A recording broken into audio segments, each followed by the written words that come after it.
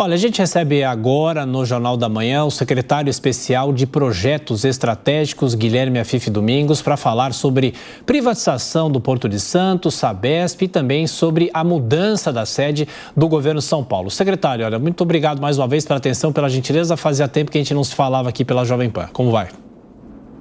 É um prazer retornar ao convívio de todos vocês. Bom, secretário, a prioridade dessa nova gestão de Tarcísio Gomes de Freitas em relação às privatizações. De que maneira a Sabesp, é uma discussão que foi feita durante a campanha, se a Sabesp será ou não privatizada? A Sabesp já tem ações, inclusive, em bolsa. E qual deve ser a prioridade nessas privatizações a partir de agora? Quais são os estudos necessários para isso, secretário? Olha, privatização é meio. O que importa é o fim. E a finalidade é você antecipar o plano do saneamento, que está previsto de acordo com as regras que foram traçadas para 2033. Nós queremos antecipar isso para 2027 e você ter 100% do esgoto, 100% do tratamento de água. E isto significa saúde para a população. O maior programa de saúde, sem dúvida, é o programa de saneamento, principalmente das camadas mais pobres. Então, a discussão ela está em termos do meio. Qual é o meio mais eficiente para se atingir a este objetivo? Segundo, o volume de dinheiro, de recursos. E esse volume de recursos, a privatização pode injetar uma quantia enorme de recursos para apressar o processo de instalação sanitária. Portanto, a prioridade é essa, melhorar as condições de saúde do povo com o saneamento. Então, ficamos discutindo o meio e não estamos discutindo o fim, a finalidade, que é o atendimento da população, principalmente a mais pobre. Secretário, pergunta de Brasília, José Maria Trindade. Salve, secretário, muito bom dia. Secretário, eu assisti aqui em Brasília o seu trabalho no governo anterior em duas frentes importantíssimas, que é exatamente privatização e a transparência e simplificação, desburocratização. E aí eu vi essa guerra com verdadeiros currais, cartórios, montados e estruturados dentro do Estado contra privatização e contra exatamente transparência e desburocratização. Qual é a dificuldade? Quem é o entrave, né, nesse progresso do Estado como um todo? O Estado de São Paulo, o Estado de Minas, enfim, essas resistências. Quem é que faz barreira contra estas obviedades?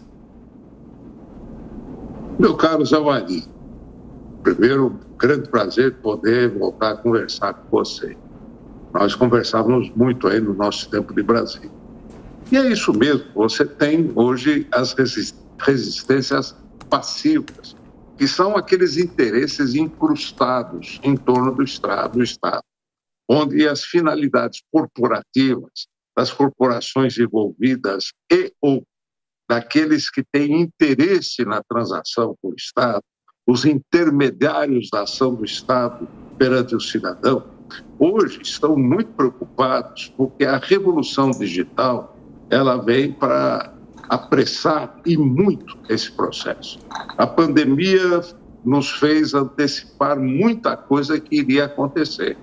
Você veja que aqui em São Paulo a prioridade do governador Tarcísio, sem dúvida, é a desburocratização, sem dúvida é a digitalização da economia paulista.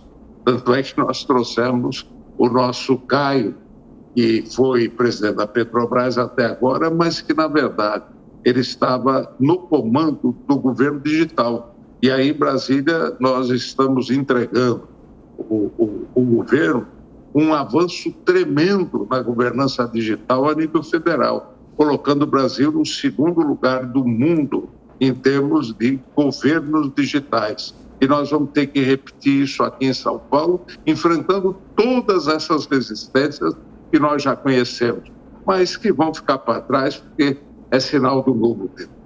Secretário, pergunta agora de Diogo Schelp.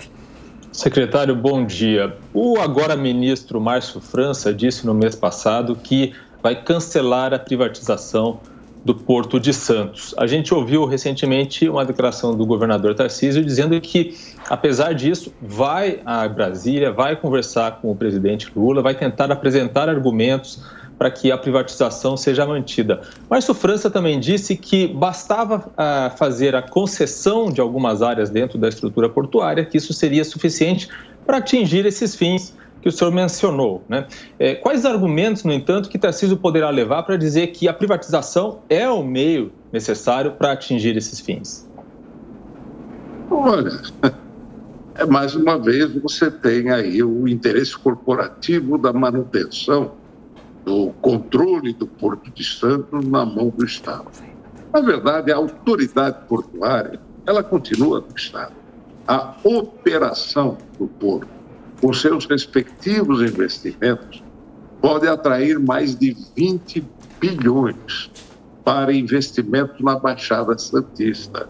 Muita coisa de infraestrutura não sairia dos cofres do Estado, mas sim da engenhosidade com que se faria o processo da privatização da operação do Porto de Santos.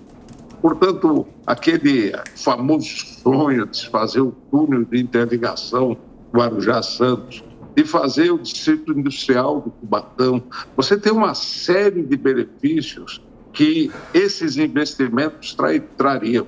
Mas a turma está acostumada a achar que o Estado, a viúva, tem o dinheiro suficiente para bancar tudo isso. E hoje o dinheiro do Estado, eles têm que estar voltado para as ações sociais. Aquilo que a iniciativa privada puder fazer e atrair investimentos, nós temos que fazê-lo. O governador Tarcísio deve ter um contato com o Lula, o presidente Lula, para conversar a respeito disso. Eu acho que é óbvio. As pessoas inteligentes são dóceis diante das evidências. Nós temos aí uma evidência muito importante, que é essa evidência da privatização da operação do Porto de Santos.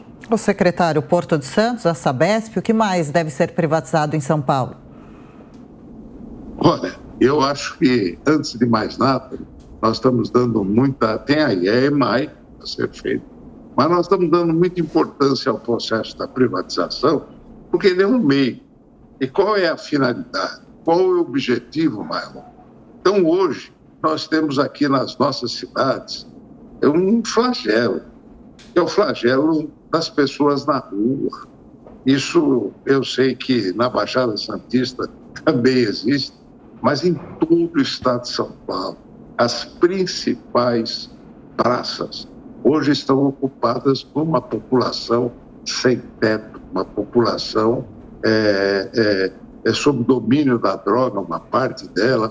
E essa é uma coisa que o governador Tarcísio, hoje mesmo nós vamos ter uma reunião no Palácio, com a própria Prefeitura de São Paulo, para darmos início a esse processo de acolhimento desta multidão, ao mesmo tempo da ocupação do centro por parte do governo do Estado, que é o projeto de reocupar o centro, principalmente onde é a Cracolândia hoje, transferindo a base administrativa do Estado para aquele local, exatamente para poder aumentar a eficiência e fazer a ocupação do Estado do nosso centro da cidade, que é o nosso centro velho, que tanto se fala e pouco se fez por ele.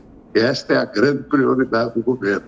Para isso, você tem que partir para as parcerias público-privadas, você tem que fazer a parceria para fazer o trem intercidades. Tudo isso é atração de investimento dentro do conceito de privatização. Aliás, secretário, esse é um ponto importante, porque quando o governador Tarcísio esteve aqui nos nossos estúdios, ainda como candidato, ele falava justamente sobre a mudança da sede, a saída do Palácio dos Bandeirantes até a região central. Eu pergunto, ele voltaria para os Campos Elíseos ou seria um gabinete na Boa Vista, por exemplo? Lá existem muitas salas do governo São Paulo. E quando que essa mudança se dará? Isso ainda é um projeto ou isso vai ser efetivado ainda nesse semestre, por exemplo? Olha, nesse semestre nós temos que apresentar todos os estudos de viabilidade. O conceito é que você pega a Praça Princesa Isabel, que foi palco até pouco tempo dessa batalha campal em termos da ocupação da praça, inclusive com a polêmica, a colocação de grades, exatamente na hora que você começa a colocar grade na praça, que é pública, as coisas não estão andando direito. E aí, a ocupação se daria no entorno da Praça Princesa Isabel, com a construção de modernos edifícios, que você abrigaria toda a atividade das secretarias de Estado e de autarquias, todas num mesmo lugar, o que aumentaria muito a eficácia da administração, porque hoje um secretário, para despachar com o governador no Morumbi, e ele estando no centro da cidade, é 1 hora para ir e 1 hora para voltar. Quase que se perde o dia num despacho de deslocamento. Portanto, fora automóvel, fora os gastos. Então, você imagina você ter um centro administrativo colocado todo num lugar só, e fazer o gabinete de despacho do governador e de toda a sua estrutura no mesmo lugar onde estão as secretarias. E, ao mesmo tempo, você ter a joia da coroa, é a recuperação do nosso belíssimo Palácio dos Campos Elíseos, que poderia ser, no caso, a residência oficial do governo. Tudo isso está sendo estudado e não é só isso. Nós temos que ver o problema do enterramento dos trilhos nas regiões vizinhas, que vai pegar Lapa, Braz, que hoje estão divididas. Tanto é que você tem uma deterioração da ocupação imobiliária nas áreas lindeiras, exatamente porque você tem um sistema que dividiu a cidade.